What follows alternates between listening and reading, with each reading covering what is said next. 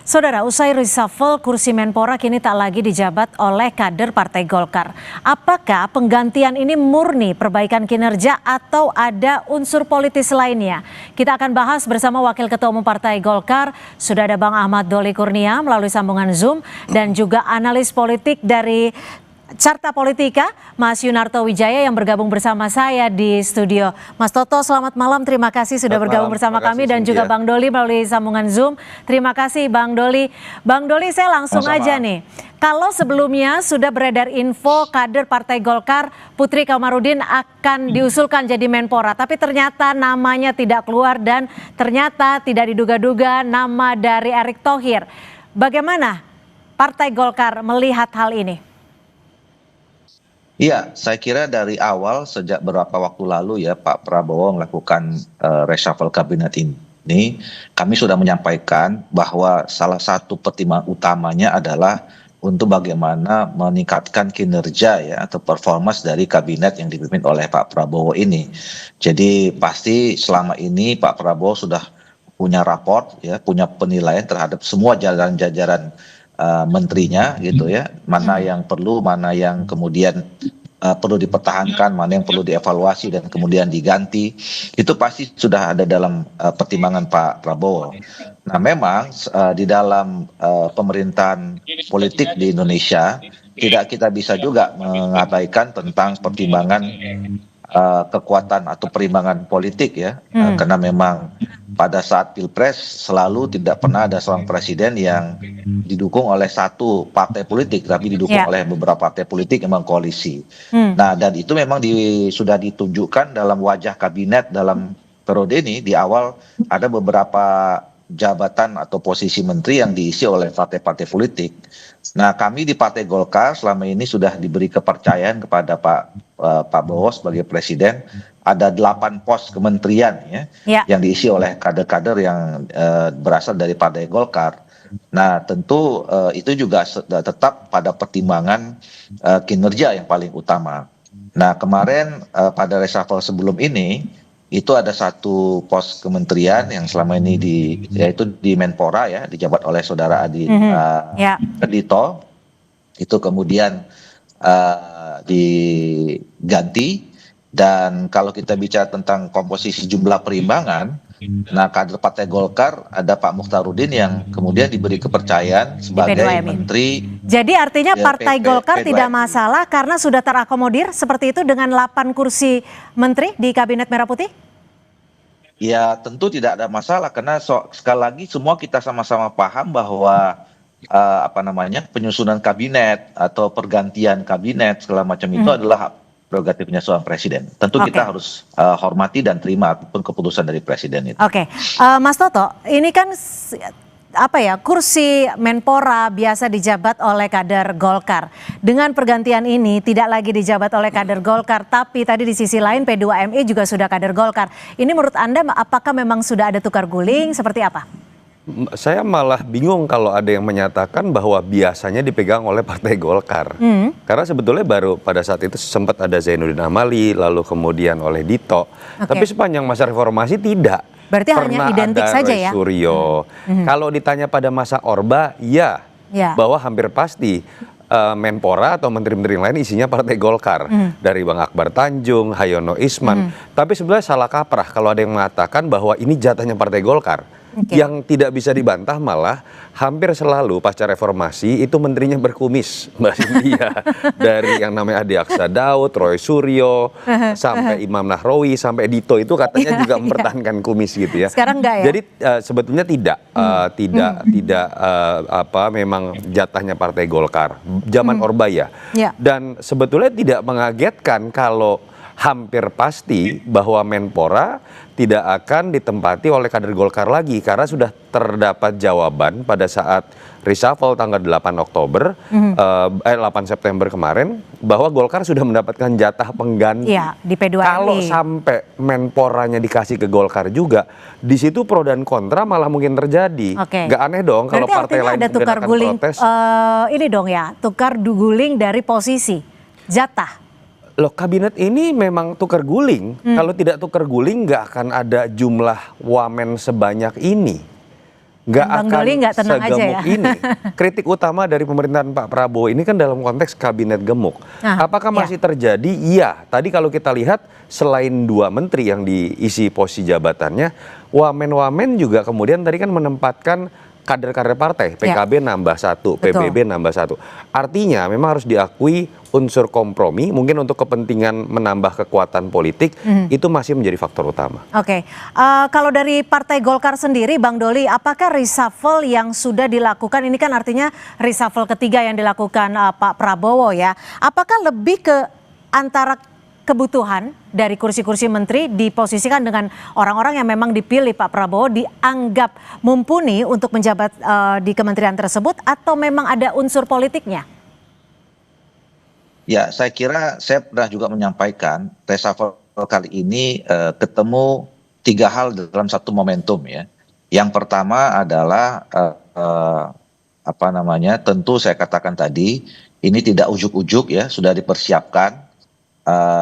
Saya kira dalam 10-11 bulan terakhir ini pasti Pak Prabowo juga sudah punya penilaian terhadap menterinya masing-masing gitu. Nah, yang kedua adalah tidak bisa juga dipungkiri, saya kira peristiwa kemarin adanya dinamika ya, adanya penyampaian aspirasi oleh masyarakat dan adik-adik mahasiswa yang kemudian banyak menuntut menyampaikan tuntutan ya 17/8 itu. Nah, itu saya kira juga menjadi pertimbangan. Nah, yang ketiga adalah bahwa seperti janjinya atau pernah yang disampaikan Pak Presiden, sebetulnya kan tahun kedua tentu harus ada peningkatan kualitas kerja atau kinerja yang harus disiapkan oleh pemerintahan ini di bawah kepemimpinan Pak Presiden. Itu kan tinggal 1 bulan lagi. Jadi sebetulnya ini persiapan untuk memasuki tahun kedua. Setelah 1 tahun pertama ini tentu ada capaian-capaian yang sudah diraih, tetapi juga mungkin ada juga PR-PR yang harus diselesaikan dengan peningkatan kinerja itu. Nah, apalagi kemarin kan juga sekaligus ada juga ketemu momentum lahirnya undang-undang tentang haji ya, yang merekomendasikan adanya Kementerian Haji dan Umroh sebagai kementerian baru. Nah, itu juga saya kira menjadi salah satu momentum kenapa ini diambil reshuffle itu. Oke, Mas Toto, kalau menurut Anda sendiri, ada tidak sih pertimbangan Presiden? Kalau tadi kan memang disebutkan dengan Bang Doli bahwa ini memang pilihan Presiden karena dianggap posisinya cocok dengan figur tersebut. Kalau dari Mas Toto sendiri, apa benar seperti itu? Ada 2 pendekatan yang berbeda kalau saya lihat. Dalam konteks menteri harus diakui ini lebih nuansa Prabowo-nya terasa ya. Kalau kita lihat misalnya pilihan terhadap Menko Polkam, ini mengembalikan pada tradisi lama Indonesia menempatkan biasanya Menko Polkam atau dulu Polhukam itu pada yang latar belakangnya militer. Dan kita tahu juga seperti Pak Jamari ini katanya ya itu udah menjadi bagian dari Gerindra juga. Artinya secara chemistry, latar belakang, termasuk mindset, ini Prabowo sekali. Artinya maksud Anda Pak Prabowo memilih orang-orang yang dekat dan sesuai visi misinya dengan Pak Prabowo? Betul, dalam mindset. Makanya bahasa saya adalah mindset. Mindset seorang Prabowo saya meyakini lebih cocok ketika berbicara Menko Polkam, ya seperti yang tradisi ada, bahwa latar belakangnya militer dan orang yang dekat dengan saya misalnya. Yang kedua, ketika berbicara Erick Thohir jadi Menpora, ini kan sebenarnya hanya turunan saja dari mindset Pak Prabowo juga, utamanya terkait dengan yang namanya Kementerian BUMN, seharusnya tidak seperti yang dijalankan pada masa-masa sebelum, tapi dijalankan oleh sejenis sovereign wealth fund yang kemudian menjadi danantara. Dan kita tahu efeknya adalah Kementerian BUMN itu seperti nggak ada gunanya lagi. Itu yang menyebabkan kemudian pertanyaannya apakah akan dibubarkan begitu saja. Nah, tapi bertemu dengan sosok Erick yang kita harus akui dalam konteks portfolio nggak bisa dibantah untuk olahraga, dia akan sangat bagus sekali. Ya, oke. Mas Toto, tapi tapi dalam konteks tadi Wamen berbeda. Wamen menurut saya ini bukan tentang mindset Prabowo. Ini sekedar masalah menambah kepastian, stabilitas politik, menambah kekuatan politik. Makanya seperti PKB yang orang katakan setengah-setengah. Karena dulunya kan sebenarnya kan tidak mendukung Prabowo. Mendapatkan jabatan 1 menteri, 1 wakil menteri, sekarang ditambah 1 wakil menteri. PBB ditambah 1 atau berpindah wakil menteri juga misalnya dengan posisi yang lebih tanda kutip mentereng. Menurut saya hitung-hitungnya itu bukan hanya ya, lebih berorientasi pada hitung-hitungan kompromi politik untuk Oke, wamen. berarti kalau posisi menteri itu adalah orang yang dipercaya Pak Prabowo, tapi kalau mau wamen itu hal yang berbeda, begitu Mas Toto ya? Saya tidak mengatakan Erick Thohir juga dipercaya ya. Sebenarnya Erick Thohir kalau kita bicara afiliasi politik lebih kepada orang Jokowi. Mindset. Maka Erick Thohir itu kan turunan dari Danantara, Kementerian BUMN yang tidak diperlukan lagi, tapi kebetulan Erick Thohir memiliki portfolio yang bisa mengisi kekosongan di Kita akan Menpora. masih membahasnya usai kumandang azan maghrib untuk wilayah Jakarta dan sekitarnya. Ya, saya cuma ditelepon Setkap untuk hadir hari ini seperti itu. Pak, menjabat sebagai Menpora sama PSSI ini sebenarnya gimana sih Pak? Nanti kan itu ada prosesnya di FIFA. Ya, FIFA sebagai badan olahraga tertinggi di dunia, nanti mereka yang akan menentukan. Tapi akan mundur dari PSSI, Pak? Akan ikut campur pemerintah, Pak? Kenapa? Tidak ada aturan untuk tidak Ya ada itu ikut campur dari pemerintah. FIFA yang atur nanti semuanya. Tapi akan mundur dari ketum PSSI, Pak? FIFA saya nggak tahu. Nanti FIFA bersurat. Tapi kalau dari Pak Eriknya sendiri ada etikat untuk mundur dari... Semua aturan dari FIFA. BUMN gimana Pak? Kalau BUMN sendiri sudah pastikan nanti Presiden Pak Mensesnek nanti. Di bawah Danantara apa? Masih ada di Bapak Saya nggak tahu. Saya nggak tahu. dilebur Pak ya? Saya nggak Dilebur tahu. ke Danantara Pak? Saya tidak tahu. Pak sebagai Menpora fokusnya gimana Pak? Ada SEA Games sama MotoGP terdekat. Ya, jadi nomor satu yang pasti saya mendapat penugasan oleh Bapak Presiden. Ya, tentu saya sebagai profesional dan tentu sebagai pembantu Presiden saya tegak lurus. Di mana ini kadang-kadang orang lupa antara olahraga dan pemuda, padahal Menteri Pemuda dan Olahraga. Artinya kalau kita bicara pemuda itu ada 131 juta pemuda yang ke depan ini merupakan basis dari bangsa kita itu sendiri. Artinya pemuda ini ke depan harus kita bangun ya secara kapabilitas untuk bisa bersaing secara global ya, dan cinta tanah air, dan harus menjadi bagian untuk membangun bangsa kita ke depan. Itu yang pemuda. Untuk olahraga sendiri tentu nomor satu, olahraga harus menjadi alat pemersatu bangsa.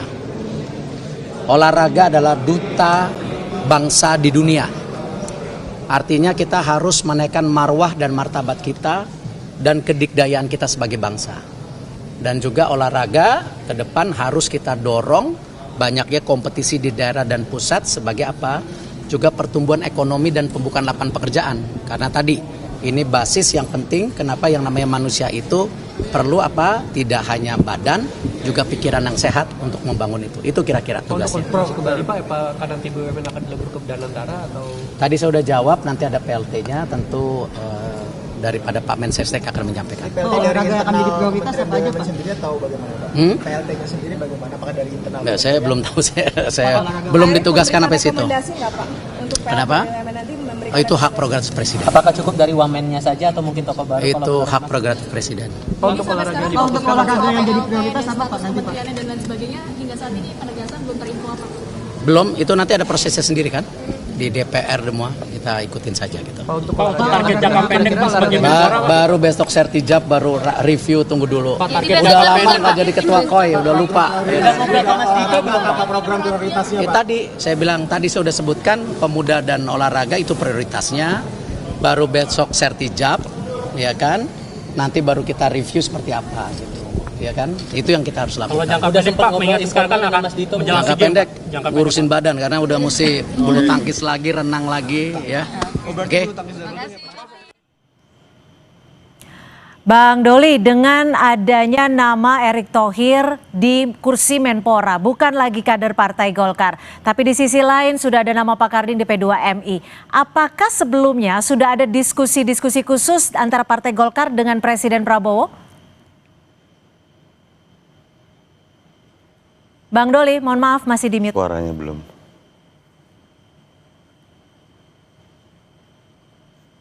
Ya, silakan.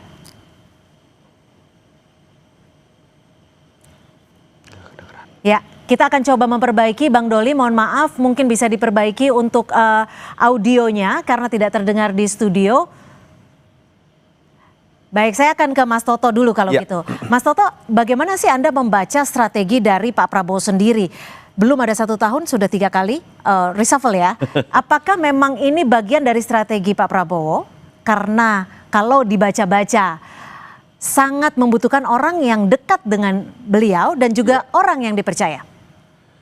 Kata kuncinya Cynthia udah kasih clue-nya tadi sebenarnya. Jadi gini, ketika ada presiden yang menampung lebih banyak orang, bahkan dengan pos yang lebih banyak dibanding dengan masa-masa sebelumnya, kalau personal lebih banyak, masalahnya juga pasti lebih banyak. Iya. Masalahnya lebih banyak, potensi pergantian juga lebih besar. Artinya begini, saya melihat ada dua karakter Pak Prabowo yang kemudian ini bisa bertabrakan satu sama lain. Dengan? Di satu sisi ya antar dua keinginan itu gitu ya, antar dua kehendaknya. Di satu sisi kita tahu Pak Prabowo terlihat sekali tidak mudah untuk percaya orang. Makanya kan ada yang kemudian berspekulasi lingkaran dalam Pak Prabowo siapa, lingkaran setengahnya Pak Prabowo siapa, dia yang bisa menjadi juru bisiknya misalnya. Yang kedua, kita tahu juga adalah sebuah fakta politik bahwa Pak Prabowo ternyata di awal kepemimpinannya itu membangun atau menampung siapapun, ingin merangkul siapapun. Makanya kabinetnya gemuk ya. Dalam konteks itulah personilnya banyak, tapi beliau akan gampang kecewa juga. Otomatis outputnya atau outcome-nya adalah kita akan bukan tidak mungkin akan sering melihat proses reshuffle tadi. Oke, artinya reshuffle ketiga ini bagian dari kekecewaan Pak Prabowo? Ya sudah pasti. Nah pertanyaannya adalah jangan-jangan ini belum reshuffle terakhir menjelang 1 tahun kepemimpinannya. Dan saya berharap seperti itu dalam tanda kutip, harusnya menutup evaluasi 1 tahun pemerintahan betul-betul nanti akan sebelum 20 Oktober itu ditutup dengan rangkaian reshuffle yang basisnya adalah keseluruhan kinerja. Yang terjadi hari ini kan masih dalam konteks menutupi kekurangan dari reshuffle 8 September. Karena masih ada 2 kursi menteri yang kosong. Tapi dikasih bumbu nih, ada wamen-wamen juga yang diganti gitu misalnya ya. Saya berharap bahwa kemudian ada evaluasi seutuhnya ketika berbicara mengenai evaluasi sebelum 20 Oktober, evaluasi 1 tahun. Kenapa? Cynthia ini presiden dengan ambisi terbesar sepanjang setelah reformasi. Nggak ada yang berani target ekonomi, pertumbuhan ekonomi 8%. Berani membuat program bombastis dengan ratusan triliun anggaran dalam kondisi yang lagi tersendat-sendat loh penerimaan negara. Kalau itu tidak diimbangi oleh eksekusi yang baik, tentu saja dari personal yang baik, yang jujur tidak mudah didapatkan dari kabinet yang terlalu akomodatif. Karena kompromi, tidak ya? Ya, pada akhirnya mau tidak mau pembentukan kabinetnya kompromistis. Evaluasinya jangan kompromistis dong. Jangan lagi didasarkan pada keterwakilan, harus tanpa beban Pak Prabowo bicara mengenai evaluasi dari kinerja. Nah itu yang kita tunggu ujungnya akan seperti apa. Oke, saya akan coba ke Bang Doli.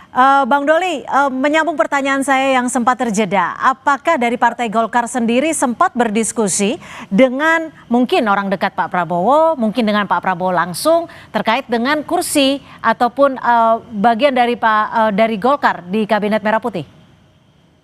Ya pasti bahwa seperti yang saya katakan tadi, penyusunan kabinet ini kan tentu dari awal itu melibatkan unsur partai politik. Dan tentu komunikasi yang dilakukan itu melalui ketua-ketua partai politiknya. Dan kami di Partai Golkar juga sudah memberikan kepercayaan ya bahwa representasi dari Partai Golkar untuk bicara tentang kabinet kepada presiden itu adalah ketua umum. Dan tentu saya kira munculnya nama Pak Mukhtarudin itu ya, terus kemudian diberhentikannya Pak Dito sebagai Menpora. Dan kemudian Pak Mukhtarudin ditempatkan sebagai Menteri P2M itu pasti sudah melalui komunikasi antara Pak Presiden dengan Ketua Umum Partai Golkar. Apa saja sebenarnya yang dibahas ataupun diskusi Partai Golkar seperti apa dengan Pak Presiden? Waduh, detailnya saya tidak bisa, karena saya tidak tahu ya, karena yang diskusi antara Pak Prabowo dengan Pak Bahlil sebagai ketua umum gitu. Dan pembicaraan detailnya seperti apa kami tidak diberikan informasi, tetapi hasilnya yang kemudian kita sudah lihat bahwa Pak Mukhtarudin menjadi Menteri P2MI dan Pak Dito berhenti sebagai Menteri Pemuda dan Olahraga. Oke, artinya apakah ini bagian dari kompromi dalam tanda kutip Golkar mengisi posisi P2MI sementara kursi Menpora yang sebelumnya diisi oleh Golkar tidak lagi diisi oleh Partai Golkar? Ya tadi seperti yang saya katakan, tentu saya kira kan itu berbasis pada penilaian terhadap kinerja dari masing-masing pos menteri ya. Ketika misalnya ada evaluasi pada kementerian tertentu yang diisi oleh kader partai tertentu, saya kira itu pasti akan dikomunikasikan. Nah, ketika kemarin misalnya Pak Dito termasuk yang di dalam penilaian harus kemudian diganti, ya pasti, dan Pak Dito adalah kader Golkar, pasti Pak Prabowo sebagai presiden, sebagai juga pimpinan koalisi, pasti akan menyampaikan kepada Pak Bahlil sebagai ketua umum, dan kemudian ada pembicaraan-pembicaraan lebih lanjut ketika dalam mengisi pada posisi-posisi lainnya di dalam pergantian kabinet ini. Oke, Mas Toto, kalau Anda menganalisa orang-orang yang dipilih Pak Prabowo ini seperti apa sih? Yang hari ini dan juga yang tanggal 8 September. Yang hari ini tadi saya sudah sebenarnya memberikan clue kalau bicara di level menteri atau misalnya pengganti PCO ya, Badan Komunikasi Pemerintah nama barunya, itu di luar, kalau kita bicara ada Pak Jamari dan Anggaraka, itu orangnya Pak Prabowo. Orang yang tadi turunan dari mindset dan Pak Prabowo merasa dekat gitu ya. Dan kalau berbicara wamen, saya nggak yakin Pak Prabowo kenal. Oh gitu. Nama-nama yang kemudian. Artinya ada yang membisikkan Pak Prabowo, orang-orangnya ini aja atau yang menunjuk? Loh, kalau partai ya tentu saja partai. Ya. Dan terlihat sekali dari pembentukan kabinet yang jumlah wamennya terbanyak sepanjang sejarah, Pak Prabowo kan terkesan memberikan cek kosong. Artinya jatah dong ya? Memang jatah. Kalau tidak jatah tidak akan sebesar ini, tidak akan segemuk ini. Pertanyaannya nanti apakah kalau patokannya adalah tetap penjatahan dalam konteks kuantitatif, misalnya Golkar 8+3, lalu kemudian Gerindra kan 7+3 dan lain-lain. Reshuffle ke depan itu kan jangan sampai seorang presiden ketika reshuffle itu kan berbicara kualitatif, evaluasi kinerja, lalu terpatok, aduh saya pengen ganti Golkar nih misalnya, tapi bagaimana caranya supaya dia tetap 8+3? Oke, jadi komposisinya yang diutak-atik. Itu yang akhirnya membuat kabinet ini kabinet kuantitatif, bukan kabinet kualitatif. Padahal basis kinerja itu kan kita bicara kualitatif, kerjanya bagus atau tidak, KPI-nya tercapai atau tidak. Ini problem yang tidak hanya terjadi pada Presiden Prabowo semata. Presiden sepanjang masa reformasi semuanya terikat dengan jatah penjatahan ini. Tapi sayangnya Pak Prabowo yang menang dengan 58%, transisi rezimnya sangat mulus, kenapa melakukan ini dengan skala lebih ekstrim? Itu yang saya harapkan perlahan bisa dikikis. Oke, Bang Doli gimana menurut Anda? Perspektif Mas Toto sesuai tidak dengan apa yang terjadi sebenarnya? Karena kita tahu kan Pak Golkar merupakan bagian dari koalisi. Tapi dijawab usai jeda, tetap bersama kami di Sapa Indonesia Malam. Atau prioritas Bapak sebagai Menko Polhukam yang baru? Kan tadi sudah disebutkan ada ketua badan. Siapa tadi, Pak Doviri? Nah, kan udah jelas. Apa lagi? PR pertama dari presiden apa, Pak? PR pertama dari presiden. Arahan dari presiden. Iya, Pak. Arahan dari beliau. Gunakan sisa umur untuk kepentingan bangsa dan negara. Pak, melihat kemarin berapa umur saya, siapa yang tahu? 77 tahun. Ya, sebentar lagi. 77 tahun. Gunakan sisa umur itu untuk tetap mengabdi kepada bangsa dan negara. Nggak ada istilah-istilah. Kemarin belum penunjukan. Kenapa? Komunikasi awalnya dengan presiden sebelum penunjukan apa pesan-pesannya dan lain sebagainya mungkin Pak? Pesannya itu tadi. Ayo kita sama-sama baiki, walaupun saya tahu kita sudah usia sekian, sisa umur itu kita manfaatkan sebaik-baiknya untuk kepentingan bangsa dan negara. Itu yang disampaikan kepada saya. Pak, tapi melihat beberapa kali ada kerusuhan gitu, Bapak melihatnya ini seperti apa, Pak, agar tetap aman? Ya itu nantilah, saya kan belum ke kantor. Tapi ada tantangan nggak sih Pak melihat kondisi yang sekarang Pak? Yang harus jadi prioritas Pak sekarang? Makanya saya kan belum ke kantor. Dan di kantor saya kan dapat laporan. Apa sudah ada komunikasi dengan Pak Syafri, Pak? Dengan Pak Syafri itu kooperasi dengan Pak Syafri ya, komunikasi sebagai kawan banyak. Kalau sebagai Menko Polhukam interim Pak yang kemarin jadi concern juga di salah satu. Kenapa? Penanganan demo ricu kemarin itu juga jadi concern untuk Bapak atau penugasan dari Pak Prabowo? Sementara beliau mengatakan seperti itu, nanti tinggal saya menjabarkannya setelah saya mendapatkan informasi yang lengkap dari kantor Menko Polhukam. Koordinasi polisi. Berarti ini langsung sertijab ya Pak? Saya nanti ke sana. Hari ini ya Pak? Langsung Iya, langsung ke sana. Bukan sertijab lah, beliau kan ad interim ya. Jadi ya tadi udah bicara dengan beliau. Ada prioritas untuk mencari orang. Koordinasi polisi dan TNI sendiri nanti apakah memang harus diperbaiki ke depannya Pak? Itu yang saya bilang, saya lihat tuh kalau perbaikan terus menerus lah ya, masa hanya satu event, enggak. Kami yang jelas memerlukan dukungan semua, terutama dari kalian untuk kepentingan ke depan kita. Ya, kita harus bersatu. Nggak ada lagi cerita lain. Kalau kita ingin menjadi bangsa yang baik, mari kita bersatu bersama-sama untuk menghadapi bangsa ke depan. Gitu ya. Terkait reformasi Polri, Pak, ini apakah arahnya akan pergantian Kapolri atau seperti apa, Pak? Wah, belum tahu. Kok tanya saya, tanya presiden lah itu. Tapi ada komunikasi mungkin, Pak? Ya, saya kira itu ya. Nanti lain kali lagi kita tambah setelah saya konsolidasi di kantor. Oke, terima kasih ya.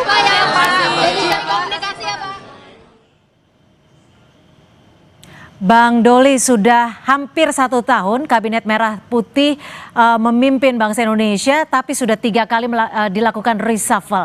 Menurut Anda nih Bang Doli, apakah ada pergeseran keseimbangan kekuasaan mungkin dari Partai Golkar sendiri justru merasa lebih kuat atau tidak jauh beda karena kursi P2M ini? Ya, saya kira kalau dilihat dari perspektif susunan kabinet ya, komposisi kabinet, tentu sekali lagi apapun itu kan semua tergantung dari Pak Presiden ya, bagaimana supaya semua program-program yang sudah disusun ya sebagai turunan dari visi yang sudah ditetapkan itu bisa bekerja atau berjalan dengan baik gitu.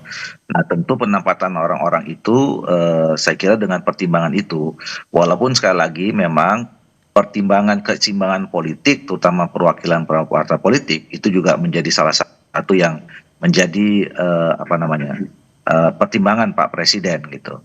Nah, kalau dari perspektif kami, saya kira sejauh ini konsolidasi politik ya yang dilakukan oleh Pak Presiden, baik yang ada di DPR maupun kemudian di kabinet, yaitu sejauh ini menunjukkan adanya ya stabilitas politik yang cukup kuat ya untuk menjalankan program-program itu.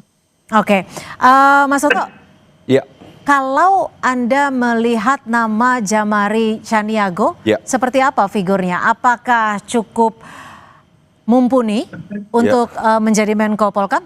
Ya, Pangkostrat, Kasum pada masa pergantian dari Orde Baru ke Orde Reformasi, namanya cukup dikenal karena apalagi saat itu kan terjadi pergolakan politik. Dan menarik ya, Pak Djamari ini salah satu dari 7 anggota Dewan Kehormatan Perwira yang memutuskan juga kesalahan dari Pak Prabowo. Ya, sisi positifnya kita bisa lihat rekonsiliasi terjadi di antara para elit, tidak baper gitu ya.